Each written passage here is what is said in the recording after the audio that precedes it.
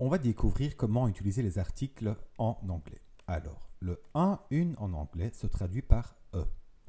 Donc, je peux dire un chat, un mot masculin, a cat, ou une table, un mot féminin, a table. Par contre, si en anglais, le mot anglais commence par une voyelle, c'est-à-dire A, E, I, O, U, et attention, la lettre Y n'est pas une voyelle en anglais, on utilisera un. Donc, pour dire une orange, on dira an orange, parce que le mot commence par une voyelle.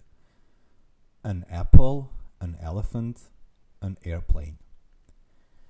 Attention, le mot suivant est un peu particulier. Donc, quand je dis uniform, on voit à l'écrit que le mot commence par une voyelle, mais quand j'entends le mot, la prononciation du mot, eh bien, j'entends un y, le son y, donc a uniform. Et comme à l'audition, le mot ne commence pas par une voyelle, un son qui fait référence à une voyelle, eh bien, on dira a uniform. Même chose avec university. Donc, j'entends bien university. Donc, a university. Dans ce même sens, l'inverse est possible aussi. Donc, quand je vois le mot hour, qui signifie une heure de 60 minutes, eh bien, quand je le dis, le premier son que j'entends, c'est A, donc hour. Et donc, on dira an hour. Honest, ça commence avec un H, mais on ne le prononce pas.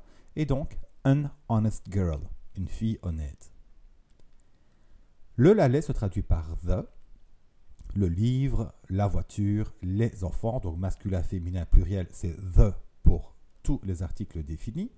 Par contre, si je prends les trois mots là, donc on a alphabet, orange et and. Et bien, comme ces trois mots commencent par une voyelle, le the se prononcera the, avec un son i.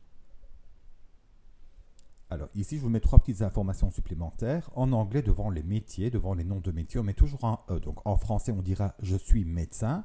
Les anglais diront « I am a doctor ». Donc il faudra bien mettre l'article indéfini. « She is an architect ». Elle est architecte. Le pas de dans les phrases négatives avec un nom dénombrable au singulier, comme dans la phrase « je n'ai pas de vélo », eh bien le pas de se traduira par « e ». « I don't have a bike ».